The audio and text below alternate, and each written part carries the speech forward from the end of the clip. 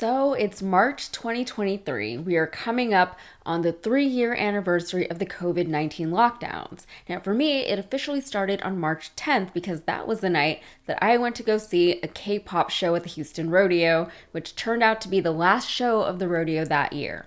It was also either the same night or the night before we found out that Tom Hanks had caught COVID, and at that point, the world was no longer the same. There was no vaccine then, and we were all, for the most part, desperate for some kind of treatment or preventative measure against the virus that didn't involve locking ourselves into our homes indefinitely. But the lockdowns brought out arguably the worst of us. We didn't work together to flatten the curve and ease the strain on hospitals and healthcare staff.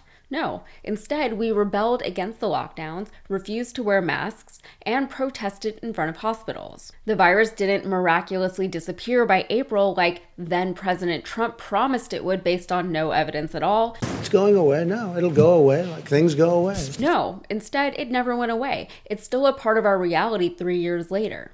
Once we had a vaccine that was available and tested for public distribution, we didn't all run out to get it. No, instead we saw an insurgence of social media anti-vax influencers who demonized the foremost infectious disease expert in our country, cited pseudoscience to back up their claims that the vaccine would kill people, and made what should have been a healthy skepticism of a new drug part of a full-blown conspiracy. Tried to get a burger last night. We got turned away because we didn't have a proof of vaccination card. You guys might have seen the hashtag floating around on Twitter, Instagram, and TikTok, hashtag died suddenly. That's what we're talking about today. Mother Jones published a piece last month putting a spotlight on the guy behind the hashtag, Stu Peters. Now, first of all, the hashtag came about as part of the anti-vax movement. Anytime a celebrity would die, especially a celebrity who maybe wasn't publicly known to be battling a chronic illness, the hashtag would pop up insinuating that the celebrity had been vaccinated against COVID and died from a vaccine-induced blood clot. But the government doesn't want you to know that. The medical community, the doctors, the nurses, medical researchers, and virologists, they're all in on the plot. I saw it happen. I saw how it happened. I was there when it happened, and it happened suddenly. I want America to wake up and pay attention. Something ain't right. It's time to investigate what's really going on here and get some answers to why are people falling dead suddenly. And the plot, according to this particular crowd of anti-vaxxers, is the billionaire plot to reduce the population and force the remaining populace into a Marxist society. This is all a part of the Great Reset, and of course, Bill Gates and George Soros are behind the whole thing. Now, maybe I need to dig a little bit deeper into this theory, but I don't know why the vaccine would have to be killing people if the virus was already doing a pretty good job of that. Of course, the people who believe in this stuff didn't focus on those deaths because also the virus wasn't real. So Stu Peters is the host of a right-wing live stream, The Stu Peters Show, and he has an interesting history. That history involves reinventing himself several times in order to get to where he is today, and honestly, in this economy, I'm not going to fault someone for that. But he grew up in Minnesota, then moved to LA to try to make it in Hollywood. That didn't work out, so then he tried to be a rapper. When that didn't work out, he went back to Minnesota and became a bounty hunter. As a direct result of Peters' time as a bounty hunter, Minnesota had to pass a law forbidding bounty hunters from impersonating cops because, according to one county sheriff, he was, quote, very much crowding or blurring the line with impersonating. He wore a badge and had a dog that wore a canine uniform, but according to Peters, he didn't intentionally impersonate anyone. Now, it was during this time that Peters started filming his life on the job, racking up views on Facebook and hitting 30K followers by 2019.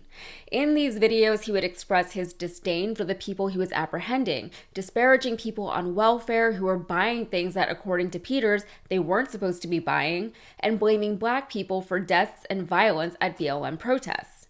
But in 2021, Peters' wife had him arrested for disorderly conduct in their home, a charge that he was found guilty of. He was ultimately placed on probation, during which time he launched The Stu Peters Show.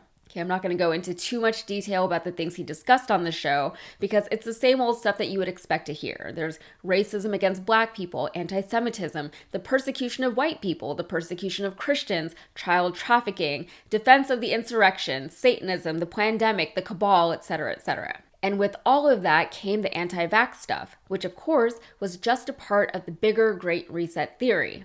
And then came the documentary that Peters produced and premiered on Rumble, Died Suddenly. Now, I don't need to tell you because you already know that the contents of the documentary have been widely debunked even by some anti-vaxxers, but the factual debunking of nonsense doesn't actually matter in this case.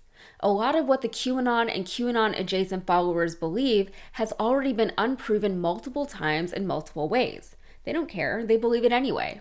A lot of known information that debunks their beliefs are outright dismissed by them based on some arbitrary understanding they have of what makes a source valid. There is no logic, there is no realism, there is no critical thought. There are feelings, incredibly limited perceptions, and fear. And I think that's what this comes down to. The pandemic exacerbated the fears that lay latent within many of us, fears that had already been boiling somewhat beneath the surface when social media companies realized that outrage and fear get more clicks than literally anything else. Clicks drive revenue, so outrage and fear are profitable. Trump capitalized on that profitability and rode that outrage and fear all the way to the White House. Reality felt unreal. The pandemic and the lockdowns didn't help.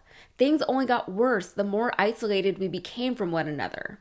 And next thing you know, the stage is set for a man like Stu Peters to have a show with a following, to become a successful documentarian despite the fact that his documentaries are laden with misinformation and hyperbole. There seems to be a slowly growing push for people to get off their phones and get outside. It seems like people are finally craving that connection with others that we once knew and have lost. It seems like people want to be informed about the world around them while also feeling something besides fear and outrage all the time. And it's hard to do that the way that society is set up these days, but there has to be a balance found somewhere, right?